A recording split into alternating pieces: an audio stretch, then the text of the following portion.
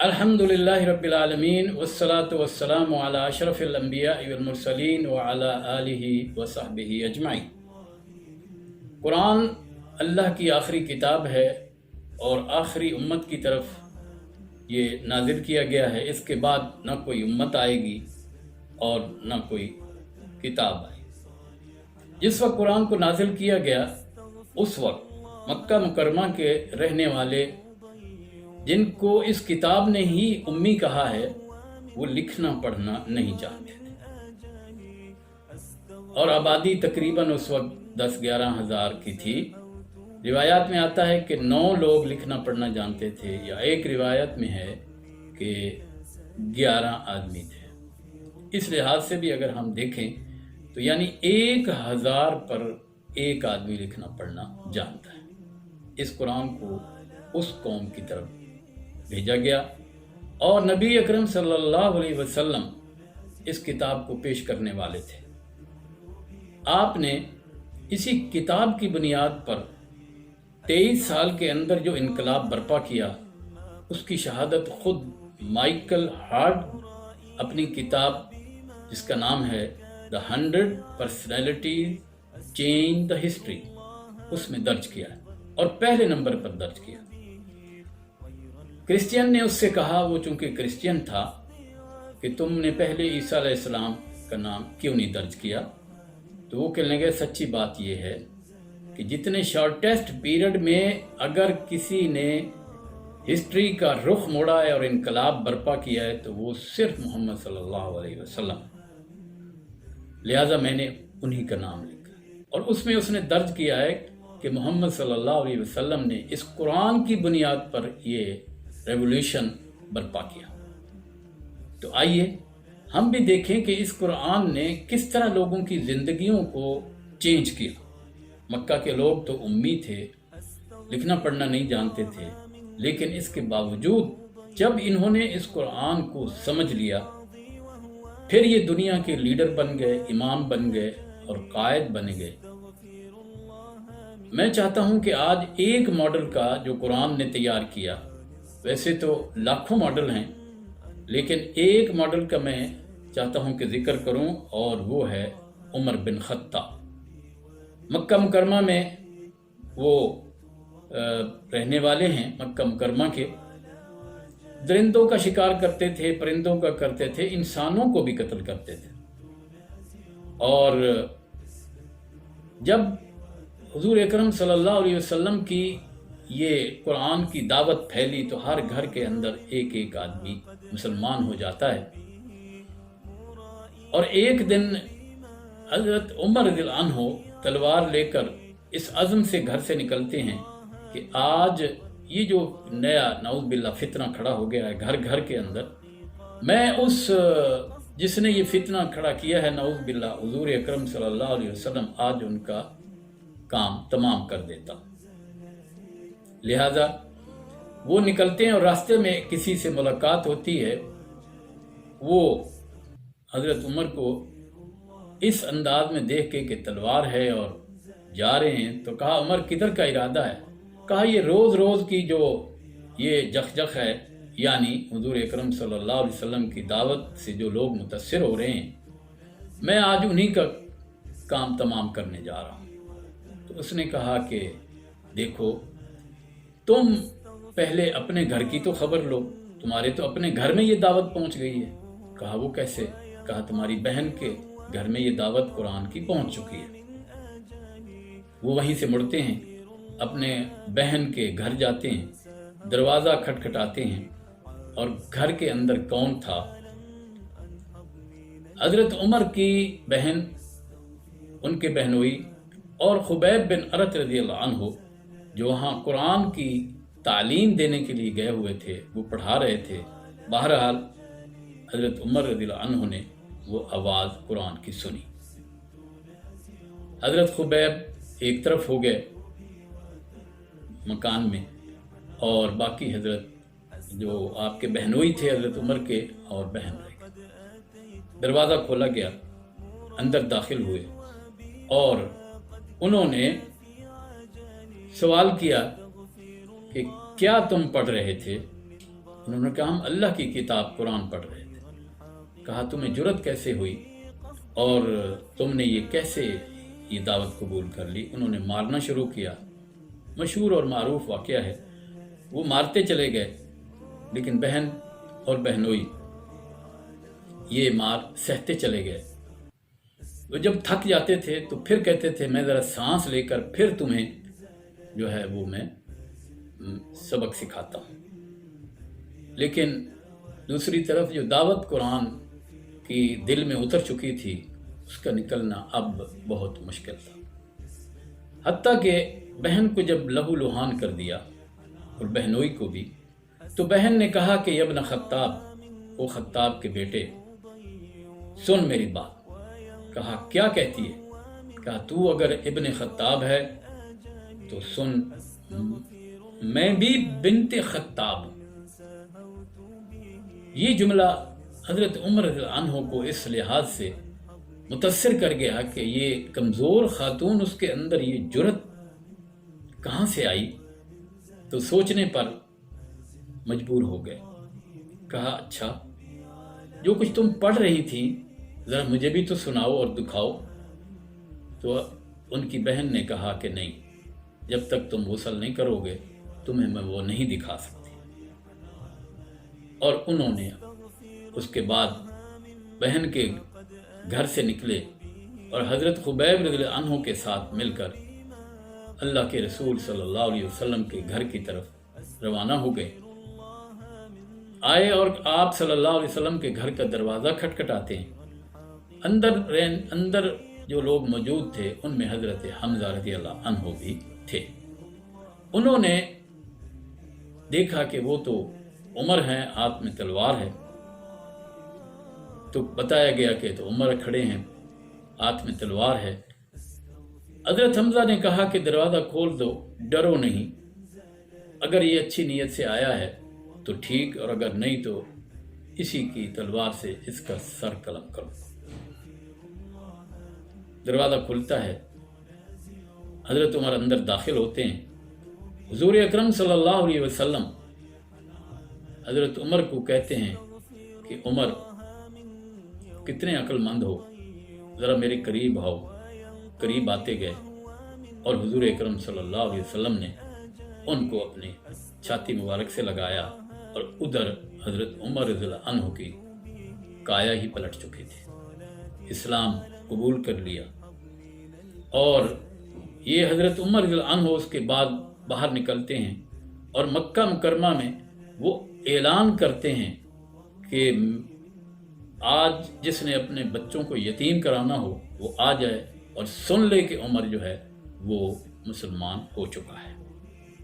آپ یوں سمجھیے کہ قرآن نے اس شخصیت کو، یعنی حضرت عمر رضی اللہ عنہ کو فتح کر لیا۔ قرآن ہی سنا تھا نا، جو بہن کے گھر میں سنا تو کایا پلٹ گئی۔ یہی شخصیت پھر ہجرت کر جاتی ہے اور مدینہ منورہ میں وہاں زندگی کی ابتدا انہوں نے کی، اور پھر ایک وقت آیا کہ یہ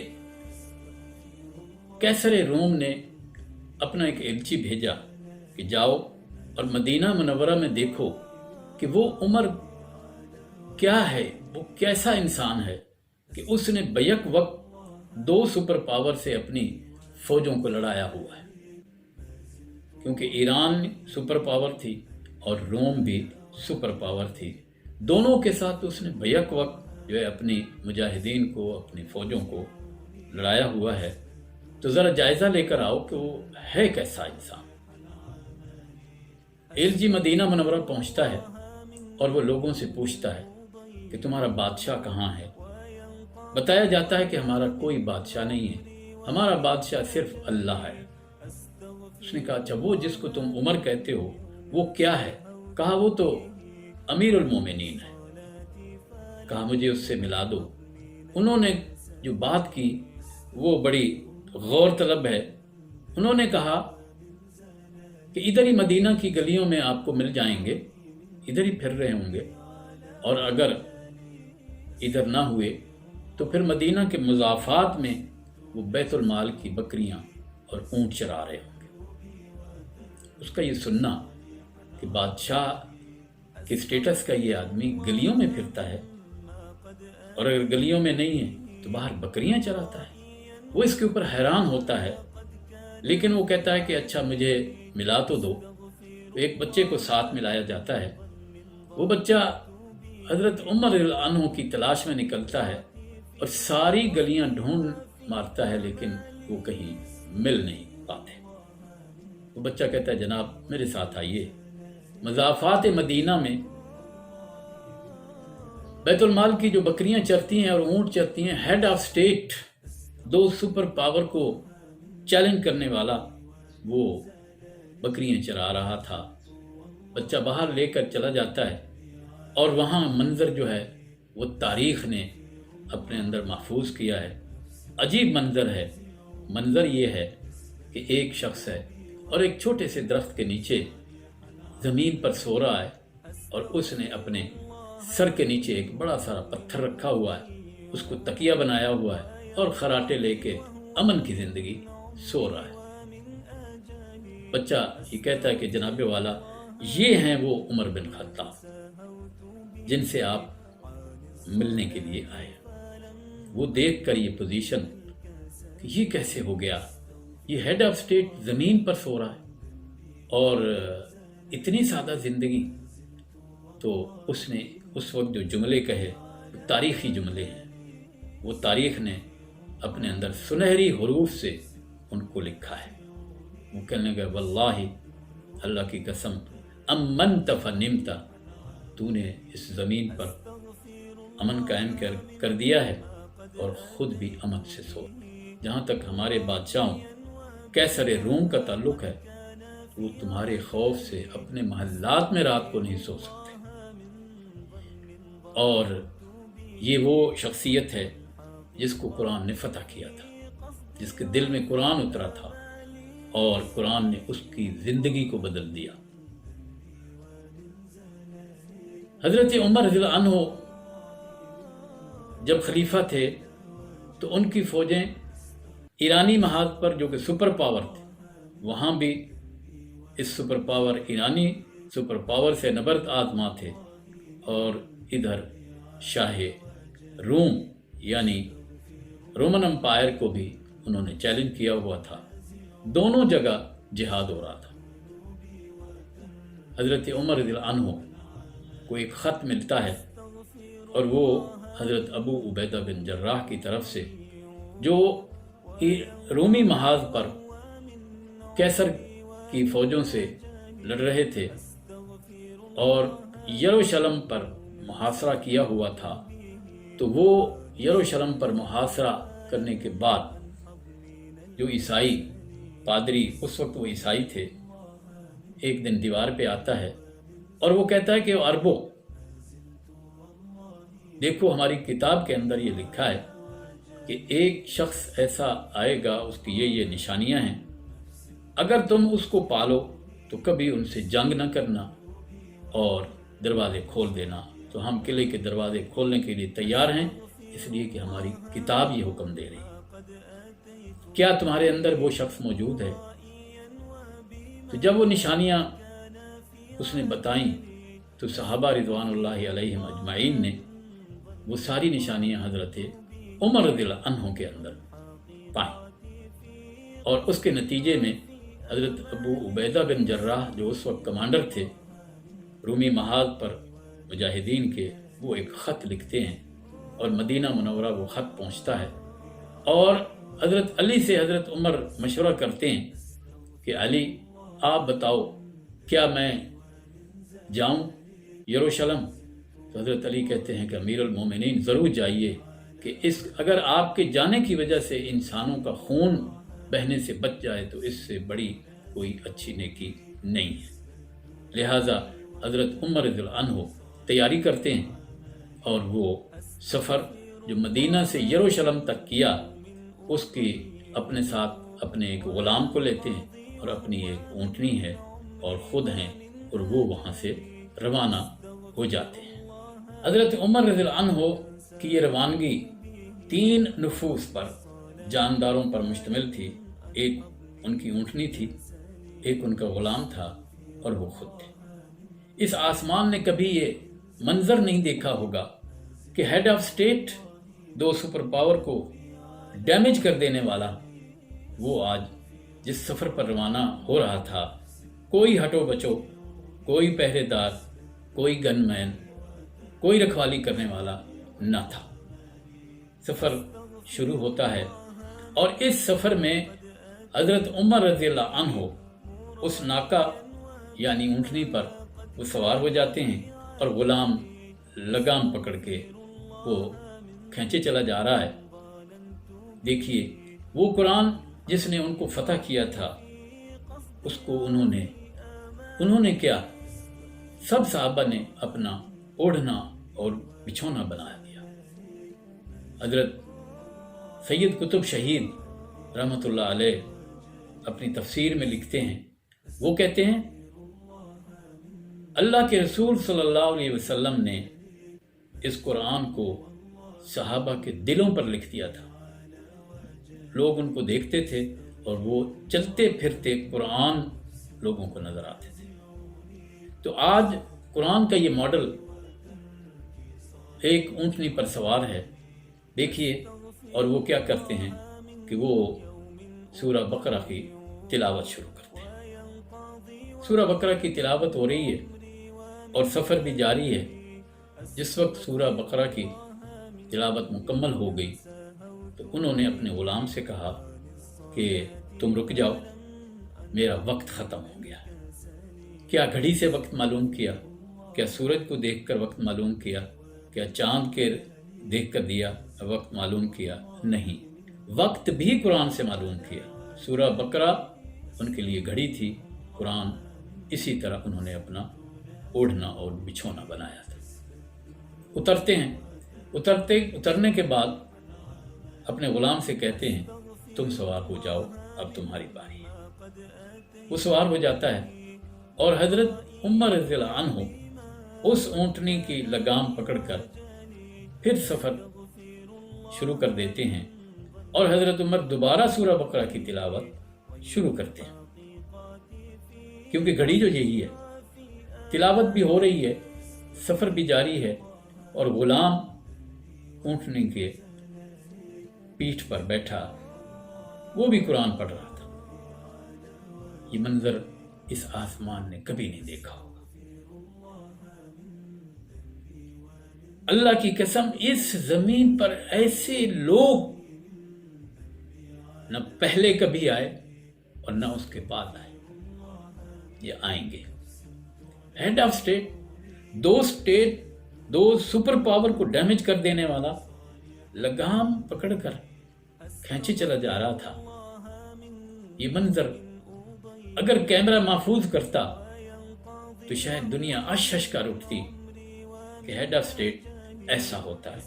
ریاست مدینہ آج جس کے دعوے کیے جاتے ہیں اس کا ہیڈ ایسا ہوتا ہے۔ اور جو ہی یہ تلاوت مکمل ہوتی ہے دوبارہ سورہ بقرہ کی، تو حضرت عمر رضی اللہ عنہ کہتے ہیں اپنے غلام سے کہ تمہارا وقت بھی مکمل ہو گیا ہے، تم بھی نیچے آ جاؤ۔ وہ اترتا ہے اور حضرت عمر رضی اللہ عنہ اس وقت اپنے غلام سے پوچھتے ہیں کہ مجھے یہ بتا اب باری کس کی ہے، جس نے اونٹنی کی پیٹھ پر سوار ہونا ہے؟ وہ کہتا ہے آقا اب تو باری آپ کی ہے۔ اور حضرت عمر رضی اللہ عنہ جو ہیں وہ اس وقت کہتے ہیں کہ نہیں ایسا نہیں ہے، اب نہ تمہاری باری ہے اور نہ میری باری ہے، اب اگر باری ہے تو اس اونٹنی کی ہے، یہ جاندار ہے، اس کو بھی ریسٹ چاہیے، لہذا تم بھی چلو پیدل، میں بھی چلوں گا پیدل۔ اور پھر جو ہے وہ سفر شروع ہوتا ہے اور اس سفر میں ہیڈ آف اسٹیٹ بھی پیدل چل رہے ہیں اور ان کا غلام جو ہے وہ بھی پیدل چل رہا ہے اور اونٹنی خالی پیٹھ چل رہی ہے۔ اگر یہ منظر دنیا آج اگر دیکھے تو وہ یہ سمجھے گی کہ شاید یہ دونوں جو اونٹنی کے آگے آگے چل رہے ہیں شاید نعوذ باللہ یہ کوئی عقل مند لوگ نہیں ہیں، لیکن ان کی عقل میں یہ بات نہیں آ سکتی کہ عمر بن خطاب رضی اللہ عنہ جو کل مکہ میں جانوروں، درندوں، پرندوں اور انسانوں کا شکار کیا کرتا تھا، آج وہ اس جانور کے ساتھ بھی عدل اور انصاف کر رہا تھا۔ حضرت عمر نے کہا کہ تم بھی پیدل چلو، میں بھی پیدل چلوں گا، اس لیے کہ یہ اللہ کی مخلوق ہے، اس کو بھی ریسٹ چاہیے۔ اور پھر باری باری وہ سواری کرتے گئے، چلتے گئے، اور دیکھیے پھر وہ منظر بھی اس آسمان نے دیکھا۔ حضرت ابو عبیدہ بن جراح رضی اللہ عنہ حضرت عمر کے استقبال کے لیے تھوڑا سا آگے آتے ہیں۔ یروشلم پر مسلمانوں نے، مجاہدین نے محاصرہ کیا ہوا تھا، گھیرے میں لیا ہوا تھا، اور انتظار میں تھے کہ خلیفہ وقت جو ہیں وہ پہنچیں گے تو پھر ان عیسائیوں نے جو بات کی ہے وہ ہم ان کے ساتھ کریں گے۔ لیکن وہاں منظر کیا تھا؟ حضرت ابو عبیدہ رضی اللہ عنہ جو ہی باہر تھوڑا سا آگے آ کر استقبال کے لیے دیکھتے ہیں تو منظر عجیب ہی تھا۔ ابو عبیدہ رضی اللہ عنہ اس منظر کو سمجھ نہ سکے، اور وہ کیا منظر تھا کہ اس وقت جس کی باری تھی وہ غلام تھا جو اس پیٹھ کے اوپر، اونٹنے کی پیٹھ کے اوپر وہ سوار تھا، اور ہیڈ آف اسٹیٹ ریاست مدینہ کا خلیفہ لگام کھینچ رہا تھا۔ صرف اتنا ہی نہ تھا بلکہ وہاں حضور اکرم صلی اللہ علیہ وسلم کے اس صحابی کے ہاتھ میں جوتے تھے جو وہ اٹھائے ہوئے تھا، کیونکہ یہاں وہ ایسی جگہ تھی کہ کچھ گیلی تھی، اور وہ حضرت عمر رضی اللہ عنہ یہ نہیں چاہتے تھے کہ کیچڑ میں ان کے جوتے جو ہیں وہ پھنس جائیں۔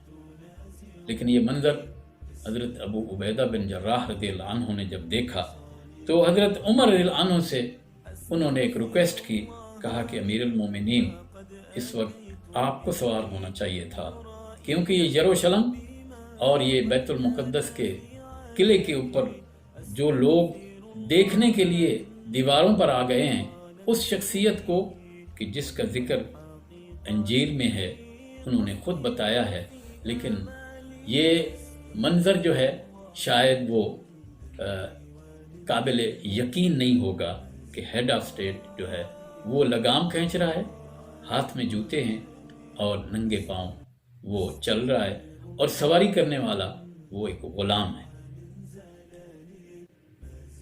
حضرت ابو عبیدہ رضی اللہ عنہ نے کہا کہ آپ سوار ہو جائیے، اور تاکہ وہ یہ سمجھیں کہ سوار ہونے والا خلیفہ وقت ہے، عمر بن خطاب۔ حضرت عمر رضی اللہ عنہ نے اس وقت جو حضرت ابو عبیدہ بن جراح کو کہا، ویحک، بربادی ہو، اگر میرے رسول نے آپ کے بارے میں اے ابو عبیدہ یہ نہ فرمایا ہوتا تو میں پھر آپ کی خبر لیتا، کیونکہ میرے نبی نے فرمایا کہ آپ امین حاضر الامہ، ابو عبیدہ امین حاضر الامہ، اس امت کا سب سے امانت دار انسان وہ ابو عبیدہ ہے، لہٰذا میں اب تمہیں کچھ کہتا نہیں، لیکن یاد رکھو باری اب غلام کی ہی ہے، اور یہ عدل کے خلاف ہے کہ میں اس کی باری پر خود میں سوار ہو جاؤں، یہ ظلم ہے، عدل کے خلاف ہے، ایسا نہیں ہو سکتا۔ وہ دین جو ہم نے قبول کیا ہے وہ عدل سکھاتا ہے۔ آج دیکھیے اسی کو عدل فاروقی کہتے ہیں، وہ انہوں نے پریکٹیکل کر کے دنیا کو دکھا دیا کہ باری اگر لگام کھینچنے کی ہیڈ آف اسٹیٹ کی ہے تو وہ کھینچے گا اور غلام سواری کرے گا۔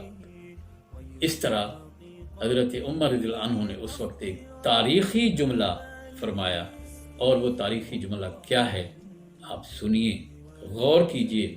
انہوں نے کہا کہ یا ابا عبیدہ واللہ کننا اذلاء، ہم ذلیل لوگ تھے، ہمیں عزت کس نے دی؟ اعزنا اللہ बिद्दीन वल कुरान, हमें अल्लाह ने जो इज़्ज़त दी है वो इस दीन और इस कुरान ने दी है। हमारी इज़्ज़त वाबस्ता है इस कुरान से और वाबस्ता है इस दीन से, वगरना हम तो बहुत ही बुरे लोग थे। ये तारीख़ी जुमला उन्होंने फरमाया। और फिर आगे हज़रत उमर बढ़ते चले गए। जब हज़रत अबू उबैदा बिन जर्राह के खैमे में पहुँचे, वो मैं पहले बता चुका हूँ कि वो कमांडर थे और कमांडिंग कर रहे थे।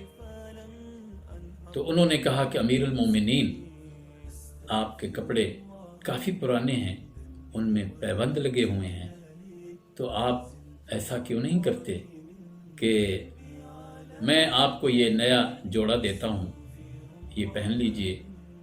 इसलिए कि अब तो हर मुजाहिद, हर मुसलमान जो इस ग़ज़वा में, इस जंग में शरीक है, उसके पास इतना माल गनीमत है कि वो रोज़ाना अगर रेशम का जोड़ा पहनना चाहे तो पहन सकता है, जबकि रेशम मर्द पर हराम है इस शरीयत में, औरत के लिए हलाल है।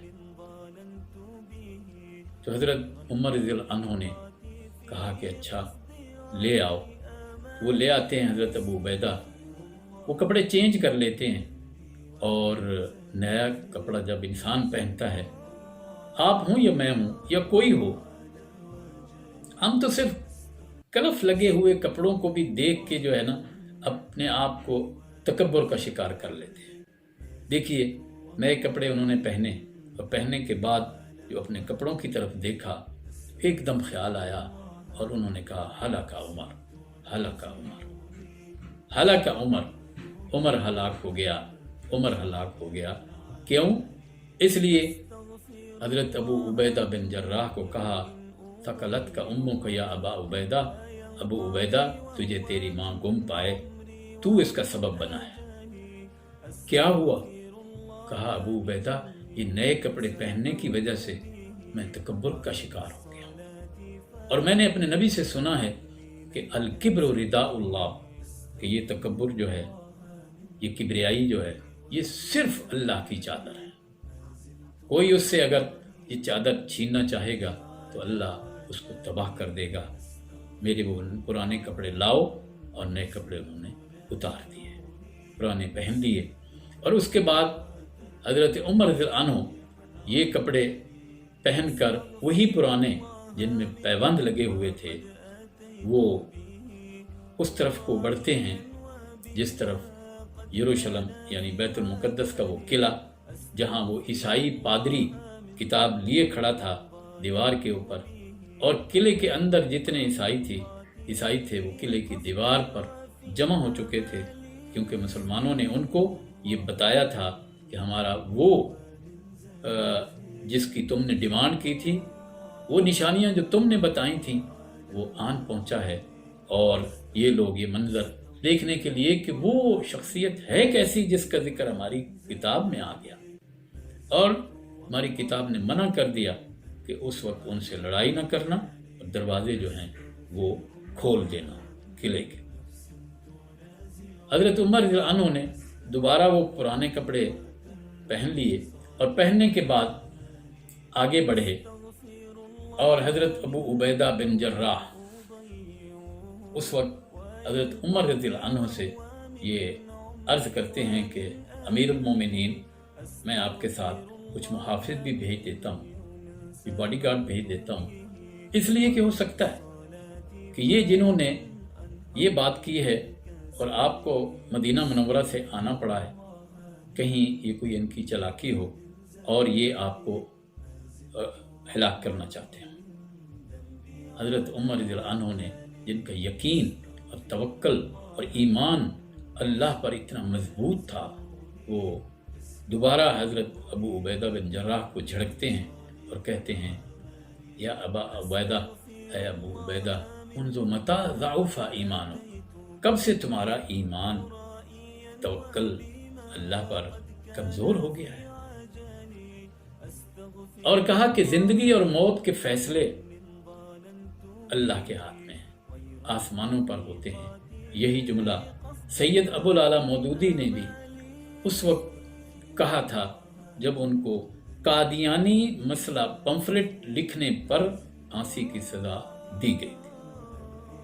سید مودودی نے بھی اس وقت کہا تھا کہ زندگی اور موت کے فیصلے آسمانوں پر ہوتے ہیں، اللہ کی قسم تم ساری فوج الٹی لٹک جاؤ، کیونکہ فوجیوں کی کورٹ نے ان کو پھانسی کی سزا سنائی تھی، تم ساری فوج الٹی لٹک جاؤ اور میری موت اللہ نے نہیں لکھی، تم مجھے موت نہیں دے سکتے، اور اگر تم سارے الٹے لٹک جاؤ اور مجھے بچانے کی کوشش کرو، میرے اللہ نے موت لکھ دی ہے، تم مجھے بچا بھی نہیں سکتے۔ اور سید مودودی نے اس وقت اس کورٹ کے ان ججز سے جو فوجی تھے ان سے تینوں سے پوچھا تھا کہ میرا ایک سوال ہے تم سے کہ تم نے مجھے تو موت کی سزا سنا دی اور وقت بھی میرا متعین کر دیا ہے، میرا آپ سے ایک سوال ہے، آپ تینوں میں سے کوئی اپنی موت کا وقت جانتا ہے کہ وہ کب آئے گی؟ تو تینوں نے نفی میں جواب دیا۔ تو کہا پھر کمال ہے، اپنی موت کا تو تمہیں وقت معلوم نہیں، میری موت کا وقت تم نے کیسے مقرر کر دیا؟ لوگ ایسے ہوتے ہیں، یہ صاحب تفہیم القرآن جنہوں نے یہ تفسیر لکھی اور عملاً بھی اس کو کر کے دکھایا کہ موت اللہ کے ہاتھ میں ہے، زندگی اللہ کے ہاتھ میں۔ خلق الموت والحیات لیبلوکم ایکم احسن عملا، اس نے زندگی اور موت کو پیدا کیا ہے۔ زندگی بھی مخلوق ہے اللہ کی، موت بھی مخلوق ہے، وہ کیسے جرت کر سکتی ہے کہ پہلے آ جائے یا لیٹ آئے؟ ایسا نہیں ہو سکتا۔ حضرت عمر رضی اللہ عنہ کہتے ہیں ابو عبیدہ تمہارا ایمان کمزور ہو گیا کہ تم ڈرتے ہو کہ مجھے یہ مار دیں گے، موت دے دیں گے، قتل کر دیں گے؟ نہیں، ایسا نہیں ہو سکتا۔ اور وہ اکیلے ہی آگے بڑھ گئے، وہ ہیڈ آف اسٹیٹ، وہ ریاست مدینہ کا ہیڈ، وہ خلیفہ وقت آگے بڑھ گیا۔ کیا پروٹوکول تھا؟ اکیلے ہی تھے۔ کیا باڈی گارڈ تھے؟ کوئی نہ تھا۔ اور کمانڈر ان چیف نے تو درخواست کی تھی کہ میں آپ کے ساتھ باڈی گارڈ بھیج دیتا ہوں، لیکن ایمان اللہ پر اتنا مضبوط تھا، اور وہ قرآن نے پیدا کیا تھا۔ یہ قرآن کا ماڈل ہے جو میں آپ کو سنا رہا ہوں، وہاں تو لاکھوں ماڈل قرآن نے پیدا کیے ہیں۔ آگے بڑھ جاتے ہیں، دیوار کے قریب پہنچ کر اور حضرت ابو عبیدہ رضی اللہ عنہ نے اس عیسائی پادری کو یہ اطلاع کر دی تھی کہ وہ آ رہے ہیں اور اب آپ ان سے بات کر لیجیے۔ وہ پادری تورات کھولے کھڑا تھا، نشانیاں دیکھ رہا تھا، ایک نشانی، دوسری نشانی، تیسری نشانی، وہ ساری جو نشانیاں تھیں وہ پڑھ رہا تھا، لوگ سن رہے تھے۔ آسمان نے یہ منظر کبھی نہیں دیکھا ہوگا کہ وہ نشانیاں ساری کی ساری پوری ہو گئیں اور بس ایک نشانی باقی رہ گئی، اور وہ کیا تھی؟ وہ نشانی یہ لکھی گئی تھی کہ اس شخصیت کے کپڑوں میں 18 پیوند لگے ہوں گے۔ کمال ہے، یہ پیوند والی شخصیت ریاست مدینہ کا ہیڈ تھا، خلیفہ وقت تھا، جس سے شاہ روم بھی کپ کپاتا تھا، جس سے کسرا بھی کپ کپاتا تھا، اور وہ کھڑا وہاں انتظار کر رہا تھا کہ تمہاری کتاب جو کچھ کہہ رہی ہے، جو نشانیاں بتا رہی ہے، وہ گن لو، اور تمہاری کتاب جو ہے جو کچھ کہتی ہے پھر اس کے اوپر عمل کرو۔ تمہاری کتاب تو کہتی ہے کہ لڑائی نہ کرنا، کھول دینا۔ جب آخری نشانی یہ دیکھی گئی کہ وہ 18 پیبند لگے ہوں گے، اور اس پادری نے اس وقت مسلمانوں سے کہا کہ وہ عرب کہتے تھے، وہ عربو، ہماری آخری نشانی یہ ہے کہ ان کے کپڑوں میں پیوند لگے ہوں گے، اور وہ ہوں گے بھی 18۔ جب وہ گنے گئے تو وہ 18 ہی نکلے۔ جب یہ 18 کی گنتی پوری ہو جاتی ہے تو بتایا جاتا ہے پادری کو کہ یہ تو 18 ہی ہیں۔ آپ اندازہ کیجئے کہ وہ جو پرانے کپڑے پہنے گئے تھے وہی یروشلم اور بیت المقدس کی فتح کا سبب بن گئے۔ پرانے کپڑے پہن لیے، اسی کے اندر وہ 18 ये पैबंद नज़र आए तो पादरी ने उस वक्त इशारा किया उनको, अपने पैरोकारों को, ईसाइयों को, कि खोल दो अल्लाह की कसम, ये वही शख्सियत है जिसका हमारी किताब में जिक्र आया है। हम नहीं लड़ सकते, हमें किताब मना करती है। दरवाजे खोल दिए गए और हज़रत उमर रज़ियल्लाहु अन्हु उस किला बैतुल मुक़द्दस में दाखिल हुए। वहाँ उनका चर्च था और उस चर्च के अंदर हज़रत उमर रज़ियल्लाहु अन्हु ने नमाज तो अदा न की, लेकिन साथ ही किसी और जगह सारी रात रियासत मदीना का हेड शुक्राने के तौर पर नफल पढ़ता रहा और रोता रहा हत्ता के सुबह हो गई। ये होता है हेड और ये है रियासत मदीना, उसका अमीर, कुरान का मॉडल, रसूलुल्लाह सल्लल्लाहु अलैहि वसल्लम का तरबियत याफ्ता। बैतुल मुक़द्दस फतह हो गया। आज भी वहाँ जहाँ उन्होंने नमाज पढ़ी थी, सारी रात जश्न में नहीं मनाया, रोते गिड़गिड़ाते शुक्राने के नफल पढ़ते ये गुजारी, और मुसलमान किले में एंटर हो चुके थे। और उस वक्त एक एग्रीमेंट हुआ ईसाइयों के और हज़रत उमर रज़ियल्लाहु अन्हु के दरमियान। वो क्या था, वो आज भी दुनिया में बिल्कुल देखा जा सकता है। 14 सदियां गुजर चुकी हैं, लेकिन एग्रीमेंट वो आज भी मारूफ है। उसकी जितनी शिकें हैं वो पढ़ी जा सकती हैं और पढ़नी चाहिए। आज जो लोग मुसलमानों को ये ताना देते हैं कि ये खूंरेजियां करते हैं, ऐसा नहीं है। एग्रीमेंट के अंदर ये लिखा गया है। और वो क्या है, हज़रत उमर ने कहा, हम आपके कनीसों को, चर्चेज़ को डैमेज नहीं करेंगे, वो उसी तरह रहेंगे। तुम्हारी इबादत गाहें कायम रहेंगी। तुम्हारे लोग इस्लाम कबूल करना चाहें, कोई ज़बरदस्ती नहीं करना चाहते तब भी कोई ज़बरदस्ती नहीं। जो कबूल कर लेंगे फिर दोबारा वो जो है वो ईसाइयत की तरफ लौट नहीं सके। ये मुआहदा मौजूद है और इबादत गाहें भी महफूज, और ईसाइयों को कुछ नहीं कहा जाएगा। उनको पूरी आज़ादी होगी अपने दीन पर अमल करने की। तो इस तरह ये बैतुल मुक़द्दस जो है वो फतह हो जाता है। अब ये मॉडल कुरान का तैयार करता था। इस मॉडल ने, जिसने 2 सुपर पावर को डैमेज किया, ये किला फतह हो चुका था बैतुल मुक़द्दस। आज वही किला है और वो किला जो है यहूदियों के हाथ में चला गया है।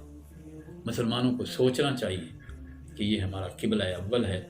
और मुर्शिद दायान ने 1969 में जब इस किबला अव्वल पर कब्ज़ा किया था, तो सुनिए उस वक्त उसने एक जुमला कहा था, मुर्शिद दायान इसराइली वज़ीर आज़म में, कि लक़द फ़ुतिहत तरीक़ु इलल मदीना अल मुनव्वरा, कि मदीना मुनव्वरा जो यहूदियों के नक्शे में है, वहाँ तक रास्ता जो है वो हम खुल गया है। यानी उनका टारगेट मदीना मुनव्वरा है, वो ये कहते हैं। और उसने दूसरा ये जुमला कहा, इंतकमना यौम बनी कुरैज़ा, बनी कुरैज़ा का इंतकाम हमने आज ले लिया है। यानी 14 सदियों बाद भी यहूदी इसको भूला नहीं है। हज़रत उमर रज़ियल्लाहु अन्हु ये किला जो है ये फतह हो चुका, उसके अंदर नमाज अदा की। आज भी उसी किले के अंदर मस्जिद उमर जो है वो मौजूद है, उन्हीं के नाम से मंसूब की गई है। हज़रत उमर रज़ियल्लाहु अन्हु किला फतह करने के बाद जो कमांडर थे उन सब से मुलाकात करना चाहते थे, और सब ने दावत भी दी बारी बारी, क्योंकि उसमें जो कमांडर थे उनमें हज़रत अबू उबैदा बिन जर्राह, हज़रत अमर बिन आस, हज़रत शराहबील और इस तरह जो भी थे। उनमें हज़रत अबू उबैदा बिन जर्राह चूँकि कमांडर इन चीफ थे, उन्होंने दावत न दी। हज़रत उमर रज़ियल्लाहु अन्हु ने दूसरों से मुलाकातें कर ली और दावत भी खा ली, जो गुफ्तगू थी वो भी कर ली गई, लेकिन हज़रत अबू उबैदा बिन जर्राह ने दावत ही न दी। تاریخ یہ بتاتی ہے، روایات یہ بتاتی ہیں کہ حضرت عمر رضی اللہ عنہ نے جب یہ محسوس کیا کہ ابو عبیدہ تو دعوت ہی نہیں کر رہا، تو انہوں نے خود ایک دن کہا، ابو عبیدہ سب کمانڈرز نے میری دعوت کی ہے اور میں نے ان سے گفتگو بھی کی ہے، تم نے مجھے دعوت ہی نہ دی۔ حضرت ابو عبیدہ بن جراح رضی اللہ عنہ نے اس وقت فرمایا کہ امیر المومنین، میں اس پوزیشن میں نہیں ہوں کہ آپ کی دعوت کر سکوں۔ حالانکہ پہلے آپ سن چکے ہیں کہ حضرت ابو عبیدہ بن جراح نے کہا تھا کہ اس مارکے میں جو لوگ شامل ہیں ان کے پاس اتنا مال غنیمت ہے کہ وہ اگر روزانہ ریشم کا جوڑا پہننا چاہیں تو ان کے لیے کوئی مسئلہ نہیں ہے۔ لیکن ابو عبیدہ کیا اس پوزیشن میں تھے؟ وہ کمانڈر ان چیف تھے جن کے بارے میں اللہ کے رسول نے فرمایا کہ امین هذه الامہ، اس امت کا سب سے امانت دار انسان ابو عبیدہ، اور ابو عبیدہ تو وہ ہیں کہ جب ایمان لے آئے تو غزوہ بدر میں اپنے ہی باپ کو اپنے ہاتھ سے قتل کیا، اس لیے کہ وہ کافر تھا، وہ کفر کے پلڑے میں تھا۔ دیکھیے یہ وہ قرآن ہے جس نے لوگوں کی زندگیوں کو بدلا ہے۔ جو کفر ہے کفر ہے، بے شک وہ باپ کیوں نہیں ہے، تو انہوں نے قتل کیا۔ یہ نادر مثال موجود ہے۔ وہی ابو عبیدہ آج کمانڈر کی حیثیت سے حضرت عمر کو دعوت نہیں دے رہے تھے۔ جب انہوں نے اصرار کیا حضرت عمر رضی اللہ عنہ نے، تو ابو عبیدہ بن جراح نے کہا کہ امیر المومنین میں اس پوزیشن میں نہیں۔ پھر حضرت عمر رضی اللہ عنہ نے کہا کہ اب تو بائی آرڈر میں تمہارے پاس آنا چاہتا ہوں اور میری دعوت کرو، میں چاہتا ہوں تمہارا پرسنل جو اس وقت سٹیٹس ہے اس کو میں دیکھوں۔ دیکھیے نا، جب سپر پاور فتح ہو جاتی ہے تو پھر کیا ہوتا ہے کہ کمانڈر جو ہوتے ہیں جشن مناتے ہیں، اور ان کی زندگیاں بھی پھر وہ دنیا داری کی طرف جو ہے پلٹ جاتی ہیں، اس کی لپیٹ میں آ جاتے ہیں۔ لیکن ان کو حضرت عمر کو یہ خطرہ تھا کہ کہیں ایسا تو نہیں ہے، دعوت کی گئی، خیمے میں بیٹھے تھے۔ حضرت ابو عبیدہ بن جراح رضی اللہ عنہ نے اپنے گھوڑے کے پلان پہ جو کپڑا موٹا سا بچھایا جاتا ہے وہ اتار کے وہاں رکھا اور کہا کہ امیر المومنین تشریف رکھیے اس کے اوپر۔ کوئی گدے نہیں، کوئی صوفے نہیں، کوئی ایسی اور چیز نہیں کہ جو آرام دہ ہو۔ وہ گدا جو وہ اپنے گھوڑے پر بچھا کر سواری کرتے تھے، اسی پہ امیر المومنین ریاست مدینہ کے خلیفہ اور ہیڈ کو بٹھا دیا گیا۔ حضرت عمر بیٹھ جاتے ہیں اور اس کے بعد حضرت عمر کے سامنے حضرت ابو عبیدہ بن جراح جو کھانا پیش کرتے ہیں، جو ضیافت ہے وہ یہ ہے۔ وہ کیا ہے کہ 2 خشک روٹیاں ہیں، 2 پانی کے گلاس ہیں، جس کے اندر زیتون کا کچھ قطرے ڈالے ہوئے ہیں، اور اس کے اندر نمک جو ہے وہ ڈالا ہوا ہے، اور وہ پیش کر دیے جاتے ہیں۔ حضرت ابو عبیدہ بن جراح خود بھی روٹی بھگو کر کھا رہے تھے، اگرچہ وہ کمانڈر ان چیف تھے، لیکن سٹیٹس ابھی وہی ہے جو پرانا ہے، چینج نہیں ہوا۔ حضرت عمر رضی اللہ عنہ بھی وہ روٹی بھگو کر کھا رہے تھے، اور ساتھ ساتھ روتے بھی جا رہے تھے، اور یہ ہیڈ آف سٹیٹ کہہ رہا تھا کہ یا ابا عبیدہ، اے ابو عبیدہ، سارے بدل گئے، سب کے سٹیٹس آف لائف بدل گئے، لیکن تم نہ بدلے۔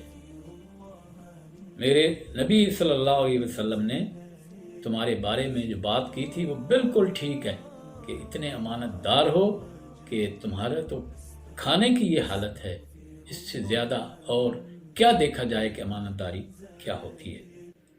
حضرت عمر رضی اللہ عنہ رو بھی رہے تھے، اور یہ اللہ کا شکر بھی ادا کر رہے تھے کہ ابو عبیدہ ابھی انہی لوگوں میں سے ہے، السابقون الاولون میں سے ہیں کہ جو اپنے سٹیٹس آف لائف کو چینج نہیں کیا۔ وہ ان کا ابھی تک وہی سادگی اور وہی خوف خدا، وہی تقوی۔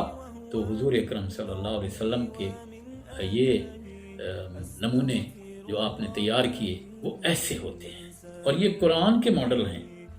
تو حضرت عمر رضی اللہ عنہ نے پریکٹیکل دیکھا کہ کمانڈر ان چیف کی جو لائف ہے وہ کیسی ہے۔ تو حضرت عمر رضی اللہ عنہ یہ دورہ کر کے واپس آتے ہیں اور اس دورے کے بعد ایک دفعہ مدینہ منورہ میں قحط پڑتا ہے، اور قحط جو ہے آپ کو معلوم ہے کہ عرب جو ہیں وہ گوشت بہت زیادہ کھاتے ہیں، تو گوشت کھانا لوگوں کے لیے مشکل ہو گیا۔ باقی بھی قحط کی کیفیت تھی، تو ایک دن انہوں نے ایک اونٹ مل کر ذبح کیا اور پکایا گیا۔ وہ جو باورچی تھا اس نے تھوڑا سا گوشت الگ سے روسٹ کر کے پکا کے بھون کر الگ سے رکھ لیا۔ حضرت عمر رضی اللہ عنہ جب وہاں تشریف لاتے ہیں، وزٹ کرتے ہیں، تو وہ باورچی جو ہے وہ اپنا وہ کھانا آپ کے سامنے رکھ دیتا ہے، اور آپ جب اس کو دیکھتے ہیں تو وہ تو روسٹڈ ہے، اچھی اچھی بوٹیاں ہیں، اور حضرت عمر اس وقت کہتے ہیں لمن ھذا الطعام، یا طباخ ہے باورچی یہ بتاؤ یہ کھانا کس کا ہے؟ تو اس نے کہا کہ لک یا امیر المومنین، امیر المومنین یہ آپ کا ہے۔ حضرت عمر اس سے سوال کرتے ہیں کہ ایھا الطباخ، اے باورچی کیا سب لوگوں نے ایسا ہی کھایا ہے کھانا، یعنی روسٹڈ گوشت کھایا ہے، اچھی اچھی بوٹیاں اسی طرح کی کھائی ہیں جیسا اب تم نے میرے سامنے رکھا ہے؟ تو اس نے کہا کہ لا، نہیں امیر المومنین ایسا نہیں ہے، باقیوں کا جو گوشت ہے وہ اس قسم کا نہیں ہے، نہ وہ روسٹڈ ہے نہ وہ اس طرح کی اچھی بوٹیاں ہیں، یہ تو میں نے آپ کے لیے چن کے رکھی ہیں۔ حضرت عمر نے اس وقت دیکھ کر بڑے غصے میں کہا کہ ایھا الطباخ ارفع عنی ھذا الطعام، میرے سامنے سے اس کھانے کو اٹھا کے لے جاؤ۔ کیوں کہ مدینہ کے لوگ تو قحط میں ایک زندگی گزار رہے ہیں اور میں روسٹڈ اور اچھی اچھی بوٹیاں کھاؤں۔ لو سألنی اللہ یوم القیامہ فماذا اجیب، اگر اللہ نے قیامت کے دن مجھ سے یہ پوچھ لیا کہ امیر عمر تم روسٹڈ بوٹیاں کھاتے تھے اور مدینہ کے بچے قحط میں بھوکے رہتے تھے، تو میرا کیا جواب ہوگا؟ ارفع عنی ھذا الطعام، اس کھانے کو میرے سامنے سے اٹھا لو۔ اٹھا لیا جاتا ہے، اور ایک دن حضرت عمر رضی اللہ عنہ اپنے غلام سے پوچھتے ہیں۔ سوال کیا ہے سنیے ذرا غور سے۔ امیر المومنین ہیں، خلیفہ وقت ہیں، ریاست مدینہ کے ہیڈ ہیں، 2 سپر پاور کو ڈیمیج کرنے والے ہیں اور ایک ہی وقت میں ڈیمیج کرنے والے ہیں۔ کیسر روم بھی اپنے محلات میں کانپتا ہے، کسرا بھی اپنے محلات میں کانپتا ہے خوف سے۔ حضرت عمر رضی اللہ عنہ گھر میں اس قحط کے زمانے میں کیا کھانا ہے سنیے ذرا۔ اپنے غلام سے پوچھتے ہیں کہ یہ بتاؤ کہ کیف حال الرعیہ، رعیت کا حال کیا ہے، تم تو ذرا بتاؤ۔ یعنی خود تو دیکھتے ہی تھے رات اور دن، گلیوں میں گھوم کے لوگوں کے جو ہے معاملات کو دیکھتے تھے، سنتے تھے، فیصلے کرتے تھے، لیکن اس کے باوجود انہوں نے تاکیداً کہ غلام کیا کہتا ہے، اس نے کوئی اور رپورٹ تو نہیں سنی۔ یہاں ہمارے جو ریاست مدینہ کا دعویٰ کیا جاتا ہے، یہاں جو رپورٹیں دی جاتی ہیں وہ سب اوکے کی ہوتی ہیں، سب اوکے ہے، لیکن وہاں اس غلام سے کنفرم کرنا حضرت عمر رضی اللہ عنہ نے ضروری سمجھا تھا۔ اور غلام جو جواب دیتا ہے سنیے ذرا۔ وہ غلام یہ کہتا ہے کہ یا امیر المومنین، یا سیدی، یا اے میرے آقا، کلہم بخیر، سب خیریت سے ہیں، الا انت و انا، سوائے میرے اور آپ کے۔ جملہ کیا ہے؟ سوائے میرے اور آپ کے سب خیریت سے ہیں۔ حضرت عمر رضی اللہ عنہ حیران رہ جاتے ہیں اور وہ پوچھتے ہیں فما بالو کا انتا، اپنے بارے میں تو ان کو معلوم تھا کہ قحط کے زمانے میں انہوں نے کس طرح اپنے گھر کے اندر زندگی جو ہے وہ کھانا پینا کیا طے کیا تھا، کیسا تھا، وہ تو ان کو معلوم تھا۔ لیکن اس سے پوچھا کہ تیرا حال اس طرح کیوں خراب ہوا؟ تو اس نے کہا کہ یا امیر المومنین کما شددت علی نفسک شددت علیہ، جس طرح آپ نے اپنے نفس پر جو ہے وہ سختی کی ہے، اسی طرح میں بھی اس سختی کا شکار ہوں، میں آپ کے ساتھ آپ کے گھر میں رہتا ہوں۔ سختی کیا تھی سنیے۔ حضرت عمر رضی اللہ عنہ ایک دن چلتے چلتے پیٹ سے جو پانی کی آواز آئی، تو اس پانی کی آواز جو چھلکتا ہے پانی، کیونکہ پیٹ میں کوئی سالڈ چیز تو تھی نہیں، لیکوڈ ہی لیکوڈ تھا جو وہ پیا کرتے تھے۔ کھانا اس وقت کیا تھا؟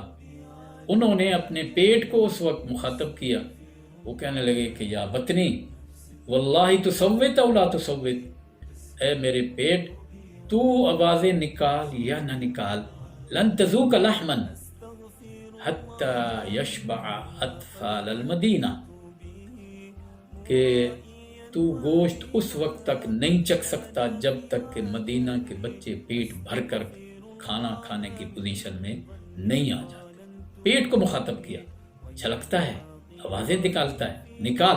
اور کیا پیٹ میں تھا کہ وہ چند قطرے زیتون کے تیل کے اور وہ پانی اور اس کے اندر نمک کے جو ہے ڈالا ہوتا تھا، اور خشک روٹی سے وہ کھا لیتے تھے اور رج کے پیتے تھے، جس کی وجہ سے پانی چھلکتا تھا چلتے ہوئے پیٹ میں۔ تو یہ تو سختی تھی نا اپنے اوپر۔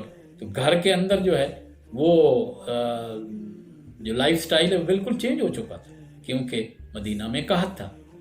تو اس وقت جو ہے وہ حضرت عمر رضی اللہ عنہ اس غلام کی یہ بات سن کے کہ کما شددت علی نفسک شددت علیہ، جس طرح آپ نے اپنے اوپر جو ہے سختی کی ہوئی ہے اسی طرح میرے اوپر بھی، وہ بھی تو وہیں سے ہی کھاتا ہوگا نا۔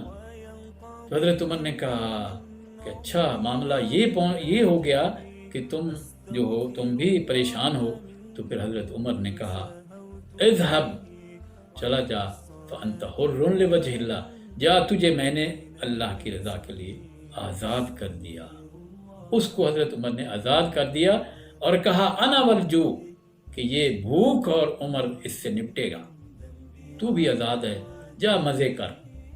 یہ ہیڈ آف سٹیٹ ہے، عمر بن خطاب رضی اللہ عنہ ہیں، جو اپنے بارے میں بھی، اپنے غلام کے بارے میں بھی اور اپنی رعیت کے بارے میں ان کا یہ رویہ ہے، اور اس طرح ان کا سٹیٹس آف لائف ہے۔ حضرت عمر رضی اللہ عنہ کا سٹیٹس آف لائف تو یہ ہے جو آپ کو میں نے سنایا۔ لیکن دیکھیے کہ ایرانی محاذ پر جب فتح نصیب ہوئی، حضرت عمر رضی اللہ عنہ مدینہ منورہ سے باہر نکل جاتے تھے، انتظار کیا کرتے تھے کہ رومی محاذ سے خوشخبری آئے یا ایرانی محاذ سے خوشخبری آئے۔ تو ایک دن کیا دیکھتے ہیں کہ ایک گھوڑ سوار ہے اور وہ دوڑا چلا آ رہا ہے، گرد و غبار ہے، حتیٰ کہ قریب سے گزرتا ہے۔ تو حضرت عمر رضی اللہ عنہ اس سے کہتے ہیں یا عبداللہ، او اللہ کے بندے، ابشر، کوئی بشارت دے نا، کوئی خوشخبری سنانا کہ ایرانی محاذ پر کیا کیفیت ہے، یعنی وہ پوچھنا چاہتے ہیں۔ لیکن یہ ایک نوجوان تھا جو اپنے گھوڑے پر سوار تیز دوڑا جا رہا تھا۔ اس کو بھیجا کس نے تھا؟ حضرت سعد بن ابی وقاص، جو ایرانی محاذ پر کمانڈر تھے، کمانڈر ان چیف تھے۔ اور وہ دوڑتے ہوئے اپنے گھوڑے پہ قریب سے گزر گیا، اس نے سلام بھی کیا، اور اس کو یہ معلوم نہ تھا کہ یہ ہیڈ آف سٹیٹ ہے، یہ حضرت عمر ہیں، اس نے دیکھا نہیں تھا۔ یہ نوجوان گزر گیا اور حضرت عمر رضی اللہ عنہ اس کے پیچھے دوڑنا شروع کر دیا، دوڑتے چلے جا رہے ہیں اور پیچھے دوڑ رہے ہیں۔ آگے وہ نوجوان تھا، آج ہیڈ آف سٹیٹ جو ہوتا ہے وہ آگے ہوتا ہے اور عوام پیچھے ہوتے ہیں۔ وہاں کیا پوزیشن تھی کہ ہیڈ آف سٹیٹ پیچھے ہے اور عوام آگے۔ حتیٰ کہ مدینہ منورہ میں جب وہ شہ سوار داخل ہوتا ہے تو لوگ حضرت عمر رضی اللہ عنہ کو پیچھے آتے بھاگتے ہوئے کیفیت میں سلام کرتے ہیں کہ السلام علیک یا امیر المومنین، سلام کرتے ہیں۔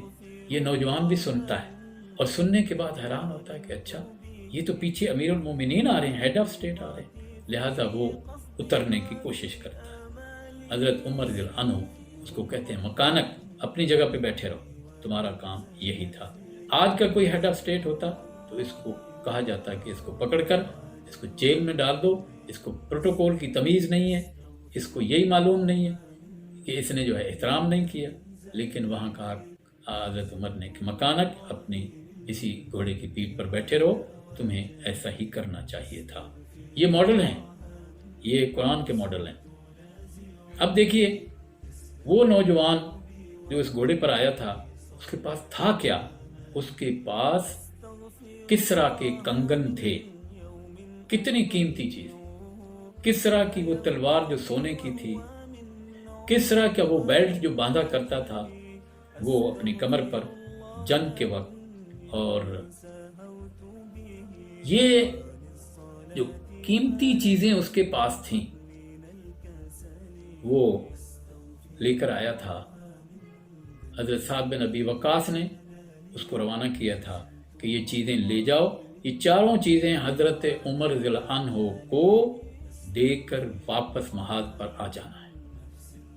یہ نوجوان جو صحابہ کا تربیت یافتہ تھا، یہ جب یہ امانتیں لے کر مدینہ پہنچتا ہے، راستے میں حالانکہ اس وقت تو کوئی موبائل نہیں تھے، ٹیلی فون بھی نہیں تھے، اگر ایک چیز وہ غائب بھی کر لیتا تب بھی کسی کو کچھ معلوم نہیں تھا۔ نہ سعد بن ابی وقاص جب ملاقات ہوتی تبھی پتہ چلتا، اور نہ حضرت عمر رضی اللہ عنہ۔ اس نے حضرت سعد بن ابی وقاص نے کہا تھا کہ یہ دے کر آ جانا۔ چار چیزیں کیا ہیں؟ کنگن ہیں کسرا کے، اور اس کا وہ تاج ہے جو سر پر رکھا کرتا تھا، جس میں پتہ نہیں کیسے کیسے ہیرے جواہرات جو ہیں وہ جڑے ہوئے تھے، سونے کی تلوار تھی، وہ بیلٹ تھا جو اپنے کمر پہ باندھتا تھا۔ تو یہ چار چیزیں اتنی قیمتی اس نوجوان کو دی گئی۔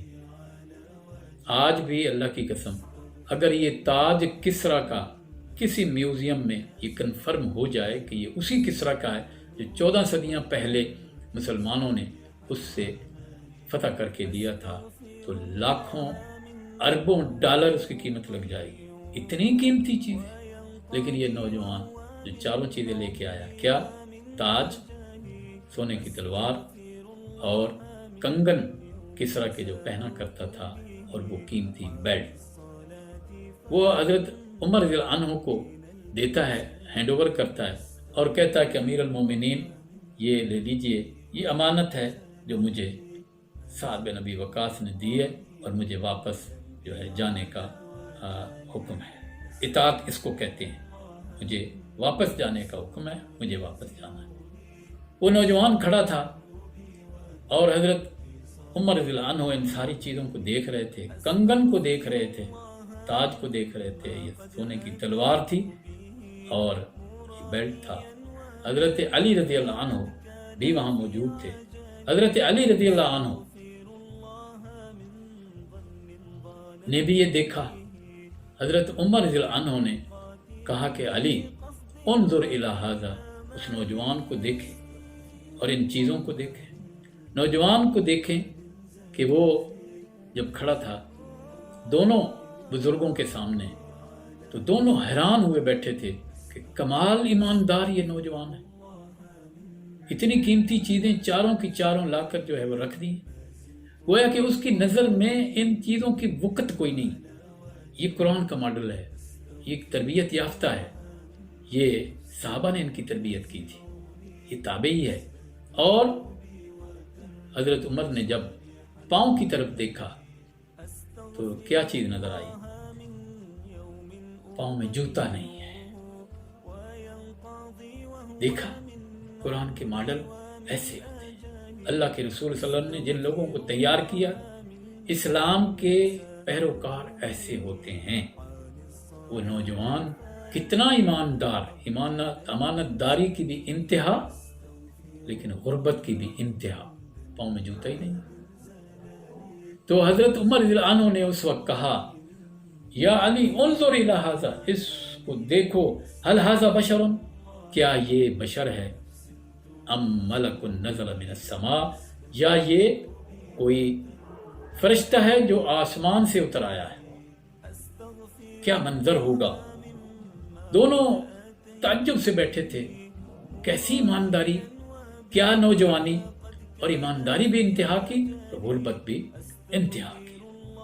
پھر حضرت عمر نے اگلا سوال کیا اور انہوں نے فرمایا کہ علی حل وصل الامر الی ھذا، یعنی معاملہ یہاں تک کام پہنچا ہے، اتنی ایمانداری اور اتنی قیمتی چیزیں اس نوجوان کی آنکھوں میں کوئی وقت نہیں رکھتی۔ تو حضرت علی رضی اللہ عنہ نے جواب دیا، لو کان الحکام مثلک فالرجال ھکذا، امیر المومنین اگر حکمران آپ جیسے ہوں گے ریاست مدینہ کے تو پھر اس کی رعیت بھی ایسی ہوگی۔ یہ ہے وہ ریاست مدینہ کا ماڈل کہ رعیت اس حد تک ایمانداری تک پہنچ گئی۔ حضرت عمر رضی اللہ عنہ نے جس ریاست مدینہ کے نظام کو چلایا وہاں ایسے لوگ تیار ہو رہے تھے۔